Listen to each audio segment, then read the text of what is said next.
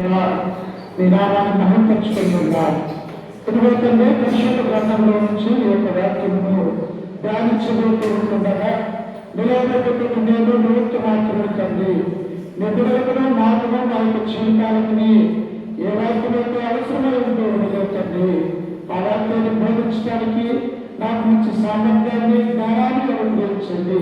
ఇదిగో నిలిచినటువంటి మీ బిడ్డల యొక్క హృదయాన్ని తెలిసి మీ యొక్క వాక్యము తండ్రి వారి యొక్క హృదయంలో తండ్రి ఫలించి నీరు పెట్టి అభివృద్ధి చెందుటకు సహాయం అనుగ్రహించగలగండి. యేసు పరిశుద్ధ నామమున ప్రార్థించి అది కోరుకుంటున్నాము తండ్రి. క్రీస్తునందు ప్రేమినటువంటి రాత్రికాల సమయంలో కూడి వచ్చిన సకల పరిశుద్ధులకు, చిన్న బిడ్డలకి, యవనస్తులకు మన రక్షకుడు ప్రభువైనటువంటి యేసు క్రీస్తు నామమున మీ అందరి ప్రజార్థన చేస్తూ ఉన్నాను. దేవుడు గతించిన వారమంతా మనల్ని కాచి కాపాడి మనల్ని కూడా సజీవ లెక్కలో ఉంచి ఆ యొక్క సన్నిధిలో మరొక రాత్రికాల సన్నిధిలో చేరి ఆయన మహిమపరిచే గొప్ప భాగ్యాన్ని దేవుడు మనకు అనుగ్రహించినందుకు మనం ఎల్లప్పుడూ దేవునికి కృతజ్ఞతలు చెల్లించాలి. అలాగనే ఈ యొక్క పరిశుద్ధ గ్రంథంలో నుంచి ఎహెజ్కేలు గ్రంథము 37వ అధ్యాయము మొదటి వచనాన్ని చదువుకుందాం. ఎహెజ్కేలు గ్రంథము 37వ అధ్యాయము మొదటి వచనం చదువుకుందాం.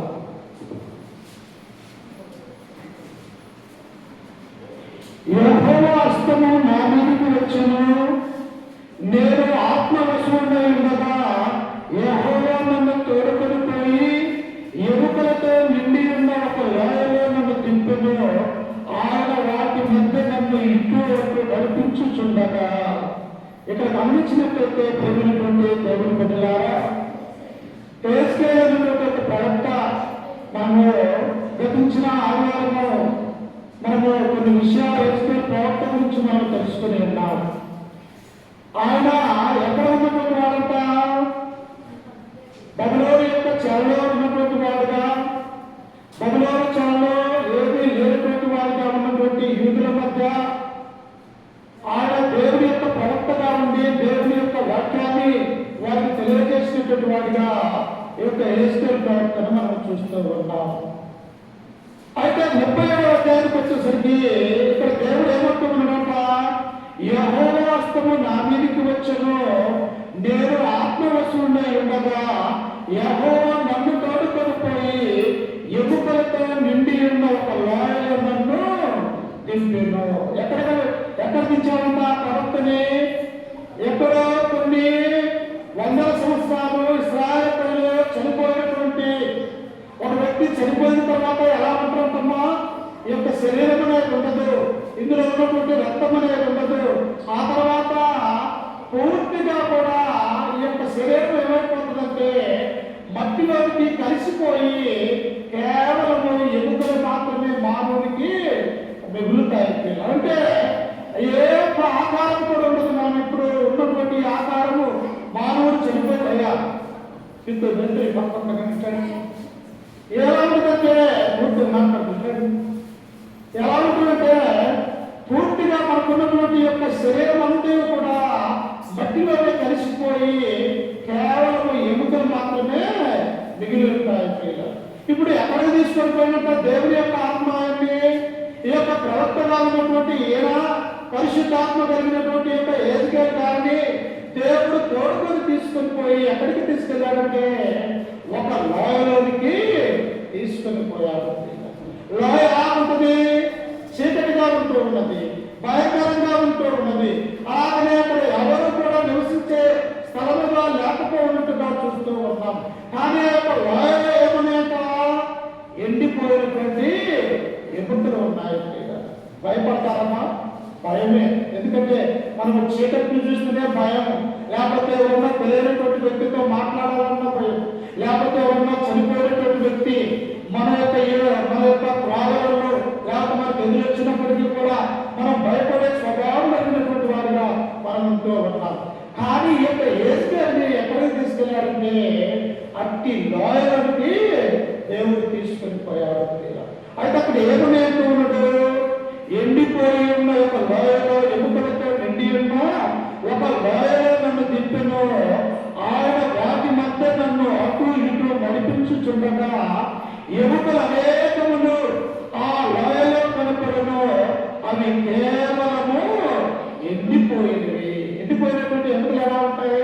మనం చూస్తూ ఉంటాం. పాల్గొంటున్నటువంటి ఎల్లు ఇంతకు ముందు ఏమన్నా మరి పశువులు చనిపోయినా కానీ, లేకపోతే మేకలు కానీ, లేకపోతే ఎముకలు చూస్తూ ఉన్నప్పుడు వాటి మీద ఎటువంటి శరీరం కానీ, ఎటువంటి రక్తం కానీ, నరాలు కానీ అవి కేవలం చనిపోయినటువంటి జీవించలేనటువంటి ఎముకలుగా ఉంటూ ఉన్నాయి. అయితే ఈ యొక్క ప్రవర్తన ఆత్మ ఎముకల్లోనికి తీసుకొని పోయినప్పుడు ఆయన ఎంత భయపడి ఉంటాడో చూడండి. అయితే ఆయన యొక్క ధైర్యం ఏంటో తెలుసా? నన్ను తీసుకుని వచ్చినది నా సృష్టికర్త అయినటువంటి దేవుడు అన్నటువంటి విషయాన్ని ఈ యొక్క యేసుకేలు ప్రవక్త ఆలోచిస్తూ ఉన్నాడు. అంతేకాదు ప్రియులారా, ఈ యొక్క యేసుకేలు ప్రవక్త ఎలా ఉన్నాడు? దేవుడి యొక్క సేవ, ఆయన యొక్క పరిచయం చేస్తూ ఆ యొక్క యూదులకు దేవుడి యొక్క మళ్లించే గొప్ప భాగ్యాన్ని కలిగినటువంటి వాడుగా ఈ యొక్క యేసుకేలు మనం చూస్తూ ఉన్నాం. అయితే ఎన్నో వందల సంవత్సరాల క్రితం చనిపోయినటువంటి ఆ యొక్క ఎముకలు ఒకటా రెండా, ఒక శవమా, లేకపోతే ఇద్దరా అంటే కొన్ని వేల మంది ఆ లాయలో చనిపోయినటువంటి వారుగా మనం చూస్తూ ఉన్నాం. పూర్వకాలంలో ఎలా ఉంటుందంటే ప్రియులారా, బైబిల్లో మనం చూస్తూ ఉన్నప్పుడు ఒక దేశానికి మరొక దేశానికి యుద్ధం కలుగుతూ ఉన్నప్పుడు అనేక మంది కూడా మరణించి, కొన్ని వేల మంది మరణించినప్పుడు వారిని పాతి పెట్టే స్థలం కూడా లేక లోయలలో పడివేసేవారుగా ఉంటుంది. ఆ తర్వాత ఆకాశ పక్షులు, రాబందులు, లేకపోతే అనేకలు కూడా తమ యొక్క శరీరాలను మరి తినిపోయి ఉన్నప్పుడు చివరిగా ఏమి తినే ఉంటాయి? ఎముకలు ఏది కూడా తినలేదు ప్రియులారా. అయితే యేసుకేలు అట్టి ఎముకల దగ్గరికి తీసుకుని వెళ్ళి ఆయన అటు ఇటు నడుస్తూ ఉంటూ ఉన్నాడు ప్రియులారా. అప్పుడు ఆ ఎముకల గురించి, వాటి గురించి ఏం ఆలోచన చేస్తుంటాడు? అయ్యో, ఎంతో మంది, కొన్ని వేల మంది మానవుడి యొక్క శరీర ఎముకలే ఇవి, ఎంతో మంది చనిపోయి ఉంటారు ఈ యొక్క లోయలో అని ఆయన ఆలోచిస్తూ ఉన్నాడు ప్రియులారా. అప్పుడు దేవుడు ఏమన్నాడు చూడండి, కింద వచనంలో ఆయన 3వ వచనం చదువుతున్నాడు చూడండి, 37:3. ఆయన నరపుత్రుడా, ఎండిపోయిన ఈ ఎముకలు బ్రతకగలవా అని నన్ను అడగగా. చూసారా, ఎవరు అడుగుతూ ఉన్నారట? ఒక మానవుడుగా ఉన్నటువంటి యేసుకేలు గారిని, ఇదిగో దేవుడు పరలోకమందు ఉన్నటువంటి దేవుడు, సర్వ సృష్టికి ఆది సంభూతుడై ఉన్నటువంటి ఆ యొక్క యెహోవా దేవుడు ఆ ఎముకల మధ్య ఈ ప్రవక్తను నిలవబెట్టి ఈ దేవుడు యేసుకేలుతో సంభాషిస్తూ ఉన్నాడు. నిజంగా ఎంత గొప్ప భాగ్యం అమ్మా! ఈ యొక్క లోకరక్షకుడైనటువంటి ఆయన తండ్రి అయినటువంటి దేవుడే ఒక బాలుడైనటువంటి యవనస్తుడైనటువంటి యేసుకేలుతో మాట్లాడుతూ ఉంటే ఆయన ఎంతో పరిశుద్ధుడై ఉండాలా. దేవుడైతే భయపెట్టినటువంటి వ్యక్తిగా ఉన్నాడు. దేవుడైతే విశ్వాసము, నమ్మకం కలిగినటువంటి వాడిగా ఈ యేసుకేలు మనం చూస్తూ ఉన్నాం. అందుకని ఇప్పుడు దేవుడు ఏం చేస్తూ ఉన్నాడట? అట్టి యేసుకేలుతో మాట్లాడుతూ ఉన్నాడు. ఆయనతో ఏమంటూ ఉన్నాడట? నరపుత్రుడా, ఎండిపోయిన ఈ ఎముకలు బ్రతకగలవా? ఎండిపోయినటువంటి ఎముకలు ఎలా బ్రతుకుతాయమ్మా? అసలు అవకాశం ఉందా? ఒక వ్యక్తి మరణించిన తర్వాత మరలా జీవించాలంటే అది ఏ డాక్టర్లు కూడా చేయలేనటువంటి పని చేయాలి. ఎందుకో తెలుసా? మన యొక్క శరీరంలో ఊపిరి ఉన్నప్పుడే మనము మానవులుగా ఉంటూ ఉన్నాం, జీవించగలిగే వారిగా ఉంటూ ఉన్నాం. ఎప్పుడైతే యొక్క శరీరంలో ఉన్నటువంటి ఈ యొక్క ప్రాణం అనేది వెడలిపోతూ ఉన్నదో ఈ శరీరం ఎందుకు కూడా పనికిరానటువంటిది. కానీ దేవుని యొక్క ఆత్మ ఉంటే మన యొక్క శరీరంలో ఆయన ఊడినటువంటి జీవాత్మ అనేది మనలో ఉన్నట్టయితే మనం జీవించే వారిగా ఉంటూ ఉంటాం. అందుకనే దేవుడు అంటాడు, మీ యొక్క శరీరంలో మీ ప్రాణములు ఉండగానే ప్రభువును నమ్ముకోవాలి. ఇది వెళ్ళిపోయిన తర్వాత మనము ఎన్నటికీ కూడా దేవుని నమ్మలేము, ఆయన యొక్క వాక్యాన్ని వినలేము. ఈ రీతిగా దేవుని యొక్క మందిరంలో మనము కూర్చొని ఆయన ఆరాధించలేమన్నటువంటి సత్యాన్ని నేను మర్చిపోతున్నట్టుగా మనం చూస్తూ ఉంటాం. కానీ ఆ ఎముకల దగ్గరకు తీసుకువెళ్ళి ఈ యేసుకేలుతో దేవుడు అంటున్నాడు, నరపుత్రుడా, ఎండిపోయినటువంటి ఎముకలు బ్రతకగలవా? ఏం చెప్పాలి దేవుడికి సమాధానం? ఆయనేమో సర్వ సృష్టికి ఆది సంభూతుడై ఉన్నటువంటి వాడు. ఈయనేమో యొక్క బబులోను దేశంలో దాసుడిగా ఉన్నటువంటి వాడు. ఈ యవనస్తుడు దేవుడికి ఎదురు తిరిగి ఏమి చెప్పగలడు ఆయన? అందుకని అక్కడ గమనించినప్పుడు ఆయన ఏమంటూ ఉన్నాడు చూడండి, యేసుకేలు ఆయన అది నమ్మకగా ప్రభువా యెహోవా అది మీకే తెలియదని నేనంటే, అయ్యా అవి బ్రతుకుతాయో లేకపోతే దాంట్లో జీవం ఉన్నదో లేకపోతే ఆ ఎముకల్లాగా లోయలో ఉంటాయో నాకైతే తెలియదు ప్రభువా. అది ఎవరికి తెలుసంట? నీకే తెలుసు. ఎందుకో తెలుసా? ఆయన ఎలాంటి వాడంట? ఒక్క నిమిషంలోనే దేవుడు మనల్ని ఆశీర్వదించగలడు. ఒక్క నిమిషంలోనే పాతాళానికి ఆయన పంపించగలడు. అందుకనే యేసుకి ఇవన్నీ కూడా తెలుసు. ఎండిపోయినటువంటి ఎముకలు బ్రతుకుతాయో బ్రతుకవో నేనైతే ఎన్నడూ చూడలేదు. ఒకవేళ బ్రతుకుతాయని కూడా యేసు గారికి తెలియనటువంటి వాడిగా ఉంటూ ఉన్నాడు. అందుకే ఏమంటూ ఉన్నాడు, ప్రభువా యెహోవా అవి నీకే తెలుసయ్యా. ఎందుకో తెలుసా? మానవుని నిర్మించినటువంటి వాడిని, ఆకాశాన్ని భూమిని ఈ యొక్క లోకంలో ఉన్నటువంటి సర్వాన్ని 6 రోజుల పాటు నువ్వు కష్టపడి నువ్వు ఎంతో ఈ యొక్క భూమిని ఇందులో ఉన్న సమస్తాన్ని ఆశీర్వదించినటువంటి వాడిని కనుక అవి నీకే తెలుసయ్యా. అవి బ్రతుకుతాయో బ్రతకో నాకు తెలియదంటూ ఉన్నాడు. నీ నా జీవితంలో కూడా మనము కూడా ఎలా ఉండాలా? యేసుకేలు వలె దేవుని దగ్గర వినయం కలిగినటువంటి వారిగా ఉండాలి. ప్రతి విషయంలో అలా నేను యొక్క కార్యక్రమాన్ని ఆలోచన చేస్తూ ఉన్నా, లేకపోతే ఈ యొక్క పనులలో నేను ఉంటూ ఉన్నాను, నా యొక్క ఆలోచనను నీవే సఫలీకృతం చేయాలని మనం ఎల్లప్పుడూ కూడా దేవుడు ఏం చేయాలంట? ఈ యొక్క యేసుకేలు ఎలాగైతే దేవుని దగ్గర వినయం కలిగి ఉన్నాడో అలాగే మన యొక్క జీవితంలో కూడా దేవుని దగ్గర వినయభావం కలిగి ఉంటాం. నాకు అన్ని తెలుసని మనం ఆలోచన చేయకూడదు. మాకు అన్ని వచ్చు లేకపోతే నేనే జ్ఞానవంతున్నటువంటి ఆ యొక్క ఆలోచన మనకు ఉండకూడదు. దేవా నాకున్నటువంటి జ్ఞానము కానీ నాకు ఇచ్చినటువంటి యొక్క ఆశీర్వాదము కానీ ప్రతిదీ కూడా నీ యొక్క చేతులతోనే నాకు అందించాలని చెప్పేసి మనం వినయం కలిగి దేవుని దగ్గర ఉండాలి. అందుకని యేసుకేలు ఏమంటూ ఉన్నాడు, ప్రభువా యెహోవా అది నీకే తెలియదు అని అన్నప్పుడు చూడండి ఏమంటూ ఉన్నాడు, అందుకైన ప్రవచనమెత్తి ఎండిపోయిన ఎముకలతో ఇట్లను, ఎండిపోయిన ఎముకలారా యెహోవా మాట ఆలకించుడి. ఈ ఎముకలకు ప్రభువైన యెహోవా సెలవిచ్చినదేమనగా మీరు బ్రతుకున్నట్లు నేను మీలోనికి జీవాత్మను రప్పించుచున్నాను. చూసారా ప్రియులారా? ఎన్నో సంవత్సరాల నుంచి చనిపోయినటువంటి వారు ఆ యొక్క లోయలో 100 వేలు కాదు కొన్ని లక్షల మంది అక్కడ చనిపోయినటువంటి వారు ఉంటున్నారు. వారి దగ్గరికి ఈ యొక్క ప్రవక్తను తీసుకుని వెళ్ళి ఈ యొక్క ఎముకలు బ్రతకగలవా అంటే ఆయన అన్నాడు, ప్రభువా యెహోవా అది నీకే తెలియదు అన్నాడు.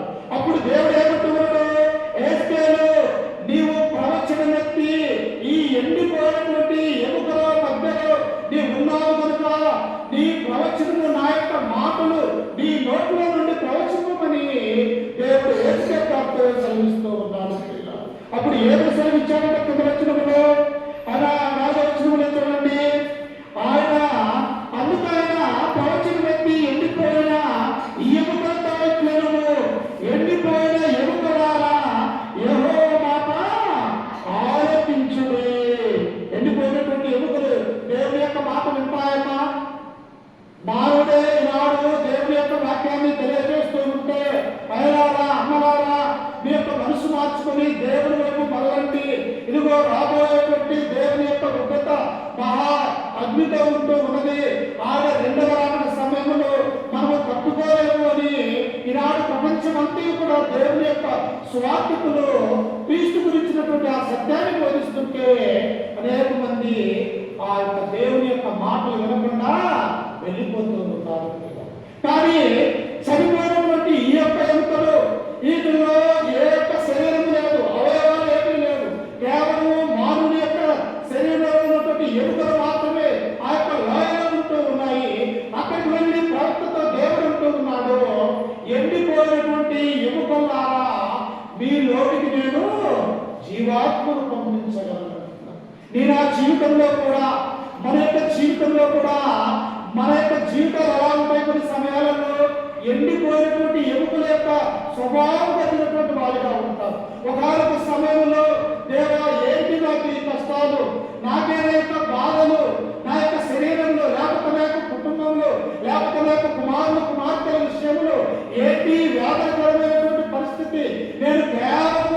ఉన్నాను కానీ పూర్తిగా చనిపోయినటువంటి వారిగానే నేను ఉన్నాను అని చెప్పేసి మన యొక్క జీవితంలో కూడా ఈ ఎండిపోయినటువంటి ఎముకలు ఎలాగైతే ఏమి లేకుండా ఉంటాయో మనం కూడా ఎలా ఉంటామో దేవుని నమ్ముకోకపోతే వీరువలే ఉంటాము.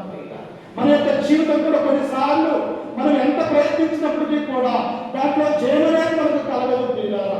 ఎందుకో తెలుసా, మన యొక్క జీవితము మన యొక్క ఆలోచనలు కూడా భౌతిక సంబంధంగా ఉన్నట్టయితే ఈ ఎండిపోయిన ఎముకలలో ఏ జీవమైతే లేదో మనలో కూడా పరిశుద్ధాత్మ అనే ఆ దేవుడు లేకపోతే, యేసు క్రీస్తును సొంత రక్షకుడిగా అంగీకరించకపోతే, ఆయన యొక్క వాక్యాన్ని మన యొక్క హృదయంలో భద్రపరచుకోకపోతే కేవలం మనం బ్రతుకున్నాము కానీ మన యొక్క జీవితం ఎలాంటి కదా ఎండిపోయినటువంటి ఎముకలు.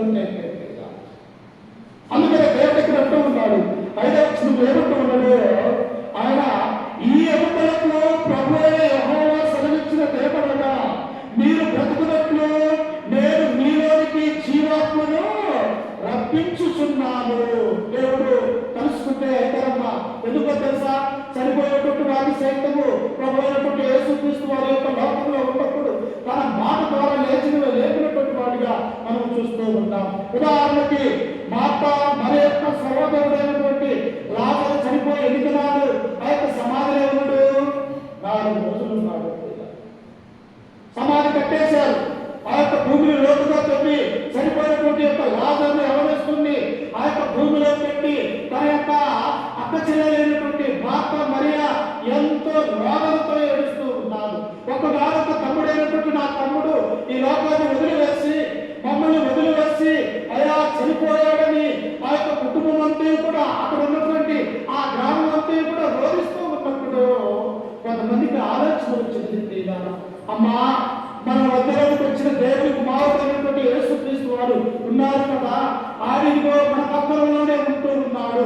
ఆయనను ఒకసారి మన యొక్క దగ్గరికి తీసుకుని వస్తే నీ యొక్క తమ్ముడిని ఆయన లేపగలిగినటువంటి సమర్థుడు అని చెప్పేసి ఆ యొక్క మరేక మార్పుకు సెలవించినప్పుడు ఈ విషయమై యేసుక్రీస్తు దగ్గరకు వచ్చి వారు తెలియజేసినప్పుడు యేసుక్రీస్తు కూడా ఎంతో బాధపడ్డాడు.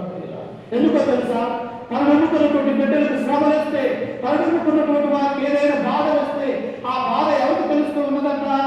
మన రక్షకుడైనటువంటి యేసుక్రీస్తుకు తెలుస్తుంది. వెంటనే ఏమన్నాడు?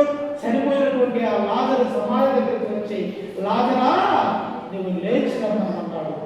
యోహాను యొక్క 12వ అధ్యాయంలో ఆ వచనాలన్నీ కూడా ఉంటాయి. చూడండి ఒకసారి. ఎందుకంటే మన దేవుడు అలాంటి వాడని మనం గుర్తు చేసుకోవాలా. యోహాను వార్త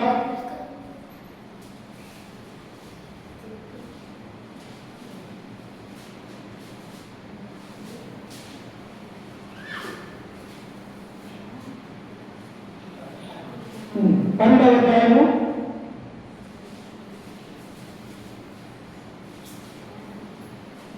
17వ వచనం చదువుతారు. 12:17. ఆయన లాజరును సమాధిలో నుండి పిలిచి మృతులలో నుండి అతన్ని లేపినప్పుడు ఆయనతో కూడా ఉండిన జనులు సాక్ష్యం ఇచ్చింది. అంటే మన దేవుడు ఎలాంటి వాడో తెలుసా? ఏ లోకంలో మనం బ్రతికితే 70 సంవత్సరాలు లేక అధిక బలం ఉండేలా 80 సంవత్సరాలు ప్రియులారా. కీర్తన 90వ కీర్తన 10వ వచనంలో మోషే గారు సెలవిస్తారు, మానవుడి యొక్క జీవితము 70 సంవత్సరములో అధిక బలం ఉన్న ఎడలా 80 సంవత్సరాలు. అంటే 78 సంవత్సరాలలోనే మన యొక్క జీవితం ఈ లోకంలో నశించిపోయే వారుగా ఉన్నాం. కానీ తర్వాత యొక్క జీవితం అలాంటిది. శరీరానికి మరణం ఉన్నది కానీ ఆత్మకు అనేది మరణం లేదు ప్రియులారా. ఆత్మ అనేది ప్రాణం అనేది నిత్యం కూడా జీవిస్తామని దేవుని యొక్క గ్రంథం మనకు సెలవిస్తూ ఉంటుంది. అందుకనే మన యొక్క దేవుని కుమారుడైన యేసుక్రీస్తు ఎలాంటి వాడంట? మృతులను సైతం లేపేవాడు మన యొక్క దేవుడు. ఎందుకంటే ఆయన కూడా మరణించి ఆయన కూడా సమాధి చేయబడి తిరిగి 3వ దినాన లేచాడు. అందుకనే మన యొక్క దేవుడు సజీవుడు అని మనం గుర్తు చేసుకోవాలి. అందుకనే ఇక్కడ యేసుతో ఆయన అంటూ ఉన్నాడు, అయ్యా ఎండిపోయినటువంటి ఈ ఎముకలు బ్రతకగలవా? ఇదిగో నేను వీటిలోనికి జీవాత్మను పంపిస్తున్నాను, మీరు బ్రతుకున్నట్లు నేను మీలోనికి జీవాత్మను రప్పించుచున్నాను. చర్మము కప్పి మీకు నరములనిచ్చి మీ మీద మాంసపు పొదిగి చర్మము మీ మీద కప్పెదను, మీలో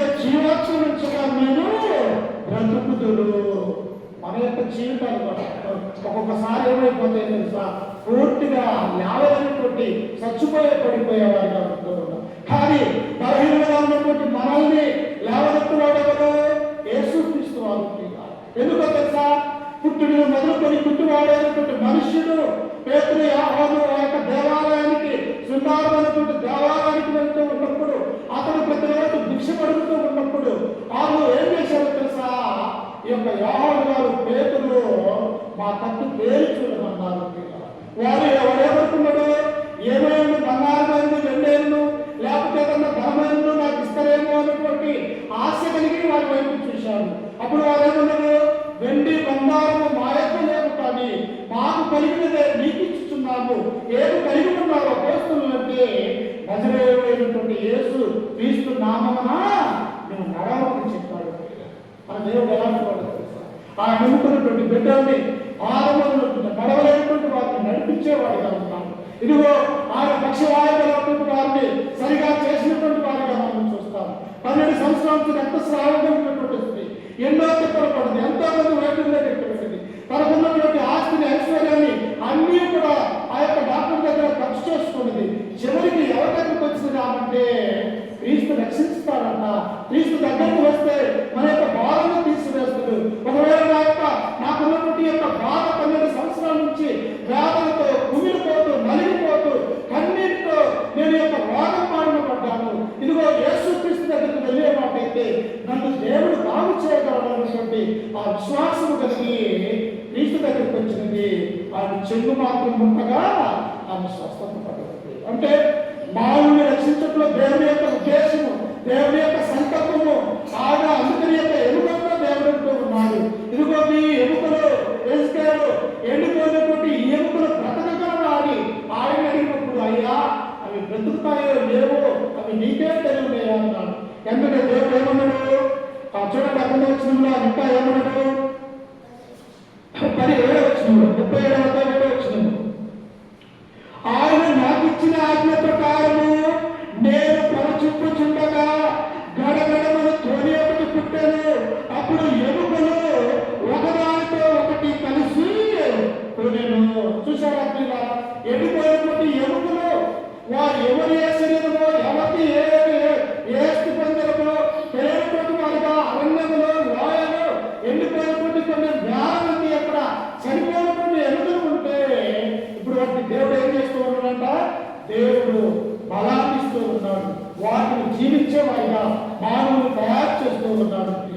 అందుకనే నేను ఆ జీవితంలో కూడా మనము దేవుని యొక్క ఆరాకపోతే, దేవుని నుండి మనము దూరమైపోతే, ఒకవేళ మనం బ్రతికున్నప్పటికీ కూడా చచ్చినటువంటి వారికి ఎందుకు మనలో జీవాత్మ అనేది లేదు, పరిశుద్ధాత్మతో సావాసం అనేది లేదు, దేవుని యొక్క కుమారుతో మనకు సావాసం కలిగి లేదు, దేవుడితో మంచి సంబంధము కలిగినట్టుగా ఉన్నట్టుగా ఉన్నాము. అందుకనే మనము కూడా ఎలాగ బ్రతకగలము అంటే క్రీస్తులోకి వస్తే మనము ఫలించగలము. మన యొక్క జీవితం ఓడిపారిపోయి ఉంటుంది. అసలు మనము చికిరించగలుగుతామా, లేకపోతే ఈ యొక్క శ్రమలలోనే, ఈ బాధలలోనే మేము ఇక్కడే మరణిస్తామన్నటువంటి నిరీక్షణ లేనటువంటి జీవితాలు ఉంటాయి చేయాలి. కానీ ఒకసారి దేవుని యొక్క వచ్చి చూడు, దేవుని యొక్క సన్నిధిలో గడుపు చూడు, ఆయన నమ్ముకొని ఒకసారి చూడండి, ఆయన విశ్వాసం నమ్మకం కలిగి ఒకసారి మన యొక్క జీవితంలో చూడండి, ఎన్ని మేలు చేయడానికి దేవుడు ఈ నా జీవితంలో సిద్ధంగా ఉన్నాడు మనం చెప్పలేము. అందుకనే ఎండిపోయినటువంటి యొక్క ఎముకలకి ఏమొచ్చిందంట, ఎప్పుడైతే ఆయన ప్రవచన వ్యక్తి ఏసుగారు ప్రవచించాడో గడగడ కోడి ఒకటి పుట్టాను, అప్పుడు ఎముకలు ఒకదానితో ఒకటి కలుసుకొనను, నేను చూచుచుండగా నరములను మాంసములు వాటి మీదకి వచ్చాను, వాటి పైన చర్మము కప్పాను, అయితే వాటిలో జీవాత్మ ఎంత మాత్రమో లేకపోయాను. వచ్చినాయి ఎముకల మీద మాంసం వచ్చింది, నరాలు ఒకటి పోలైపోతూ ఉన్నాయి. ఎవరితో వారు ఉదారుగా అన్ని ఒక ఆధారమే వచ్చింది. మానవుని నిర్మించడంలో కూడా దేవుడు ఆదికాండము 1వ అధ్యాయంలో మనం చదువుకుంటూ ఉన్నప్పుడు మానవుని దేవుడితో తయారు చేశాడు, ఒక మట్టిని తీసుకున్నాడు, ఒక బొమ్మనే ఆకారాన్ని తయారు చేశాడు. ఆ యొక్క ఆకారాన్ని ఎలా ఉందంట, మనకున్నటువంటి యొక్క శరీరం ఆకారాన్ని దేవుడు మట్టితో తయారు చేశాడు. అందుకనే ఈ మట్టితో మట్టితో చేసినటువంటి ఈ యొక్క శరీరము దేవుని యొక్క జీవం లేనప్పుడు ఏమైపోయినది? కేవలం ఒక బొమ్మగానే ఉన్నది. మనలో ఏం లేదంట? జీవాత్మ అనేది లేదు. ఎప్పుడు జీవించే వారిని ఉంటే ఒకసారి చూడండి, ఆదికాండము ఎప్పుడు మనం జీవించేవారిగా అయ్యాము అన్నటువంటి విషయాన్ని మనం చూస్తూ ఉంటాం. 2వ అధ్యాయం 7వ వచనం, ఆదికాండం 2వ అధ్యాయం 7వ వచనం. దేవుడైన యెహోవా నేల మట్టితో నరుని నిర్మించి వారి నాసికారంధ్రములలో జీవవాయువును ఊదగా నరుడు జీవాత్మ ఆయను. ఒకవేళ ఒక రూపంలో వచ్చినది లోయలో ఉన్నటువంటి యొక్క ఎండిపోయినటువంటి ఎముకలకి ప్రవక్త ఎప్పుడైతే ప్రవచనం ఎత్తి ఆయన వాక్యము చెప్పాడో ఆ ఎముకలలో ఏమొచ్చిందో తెలుసా? ఎక్కడికి కావాల్సినటువంటి కండ మాంసం లేదు వచ్చింది. ఆ యొక్క మాంసంలో ఉన్నటువంటి ఏముంటే తర్వాత నరాలు ఏమిటో ఉన్నాయి. ఆ నరాలు ఒకనాలుగు ఏమిటో పళ్ళు పడిపోతూ ఉన్నది. వారందరికీ కూడా మరి ఒక మానవుడు అనేటువంటి ఒక శరీరం ఆకారం అనేది వచ్చింది. కానీ వాళ్ళు ఏం లేదంతా జీవాత్మ అనేది లేదంటే వారు మాట్లాడలేకపోతూ ఉన్నారు. ఒక నోరు లేనటువంటి బొమ్మవాడే ఆ లోయలో ఉంటూ ఉన్నారు. అప్పుడు దేవుడు ఏమన్నాడో చూడండి, కింద వచ్చినప్పుడు ఆయన వేస్తే 37వ అధ్యాయము 9వ వచనం చదువుతున్నాం చూడండి. అప్పుడు ఆయన నరపుత్రుడా, జీవాత్మ వచ్చినట్లు ప్రవచించి ఎట్లను ప్రభువు యెహోవా సెలవిచ్చినది ఏమనగా, జీవాత్మ మరణితో నుండి వచ్చి హతులైన వీరు బ్రతుకున్నట్లు వారి మీద ఊపిరి విడుము. ఆయన ఆజ్ఞాపించినట్లు నేను ప్రవచింపగా జీవాత్మ వారిలోకి వచ్చను. వారు సజీవులై లేచి లెక్కింప శక్యము కాని మహా సైన్యమై నిలిచింది. ఎంతమంది అంట?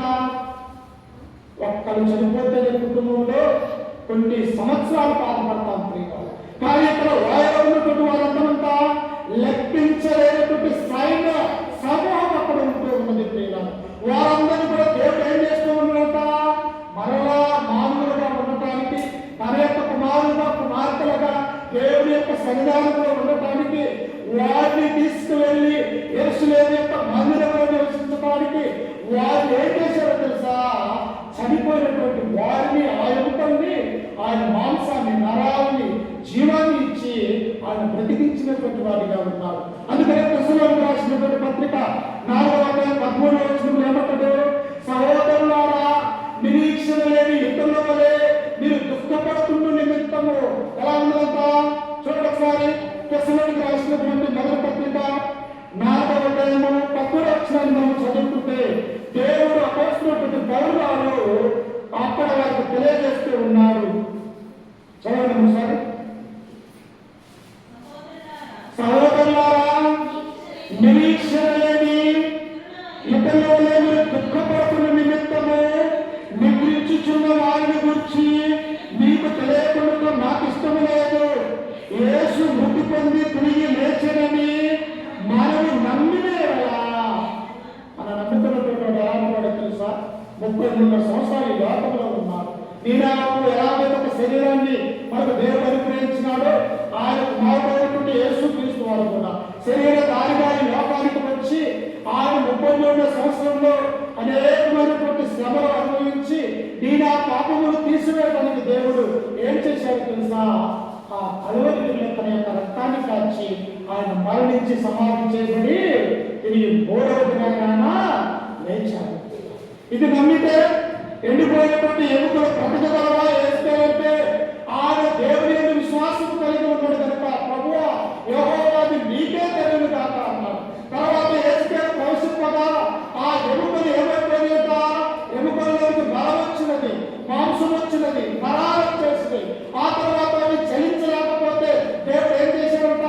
యేసుకేలు వాటిలోకి జీవాత్మ వచ్చినట్టు నీవు వాటిని ప్రవచింపమన్నప్పుడు ఎప్పుడైతే దేవుని యొక్క వాక్యము ఆ ఎముకలు చనిపోయినటువంటి ఎముకలు వెన్నయ్యలా వెంటనే వారు సర్వ సమూహ సైన్యము వాళ్ళు గెలిచి ఉన్నారు.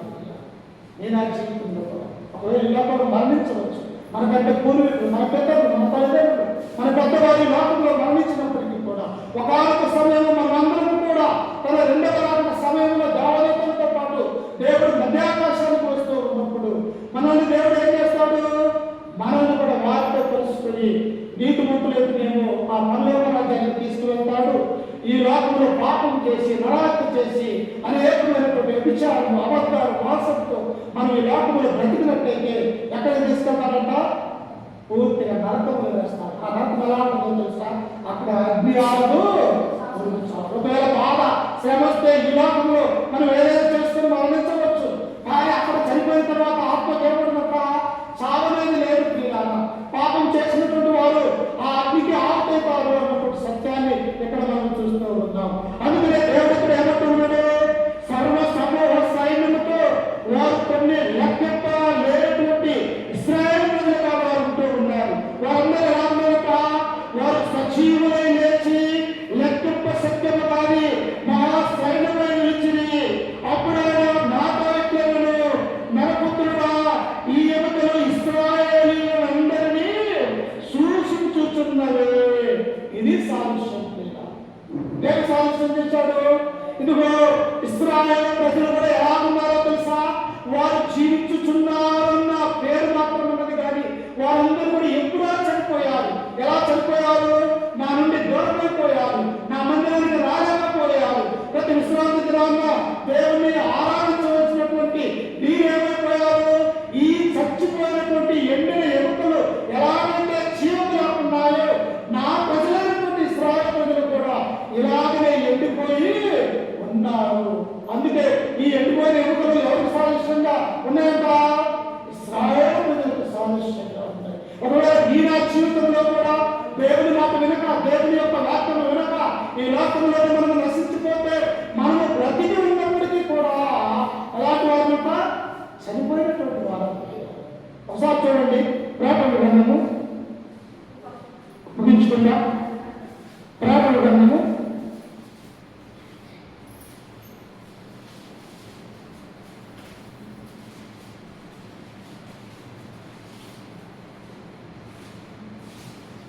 3వ అధ్యాయము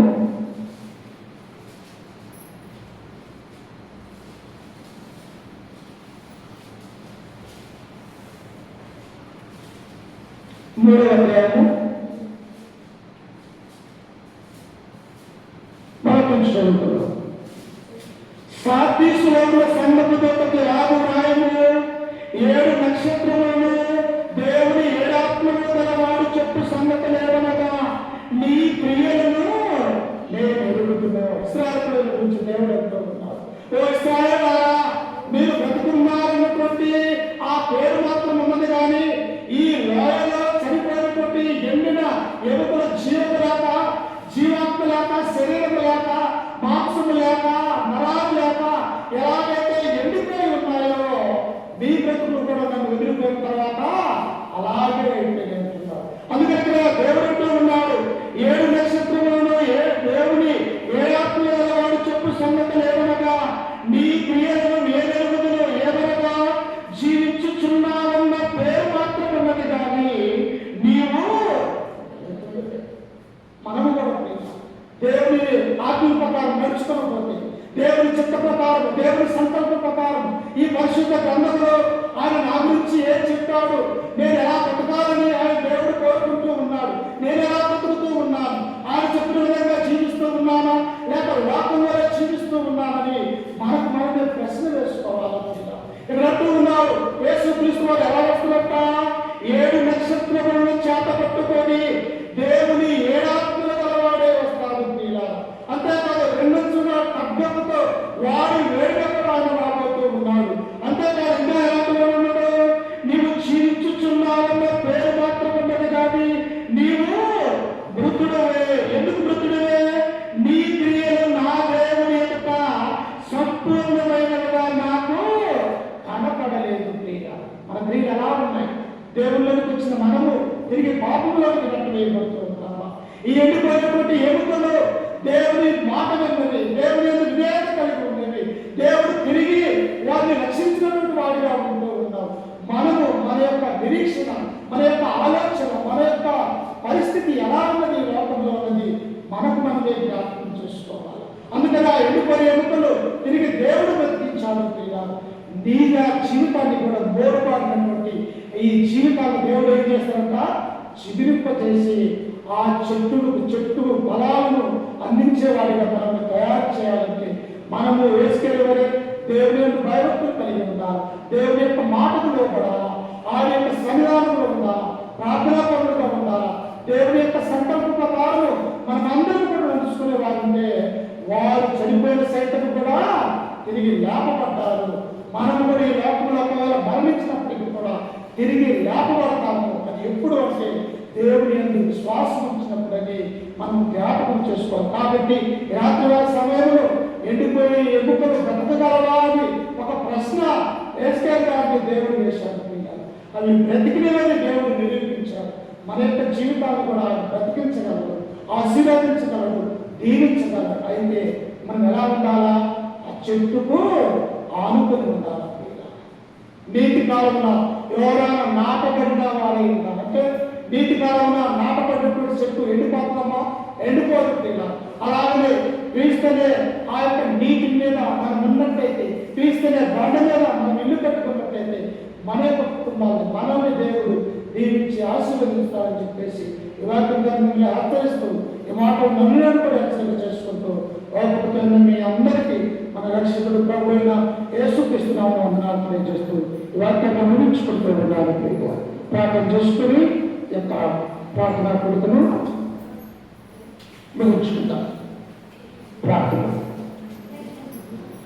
సదాశివ ప్రాణాభిప్రాయ ప్రయాణంలో చెప్తుంది. నిజమైన అత్యున్నతమైన నామాలు పొందరాలు తీసుకుంటుంది. వచ్చిన కాలం మధ్య వచ్చిన దినములన్నీ మమ్మల్ని కాచి కాపాడు.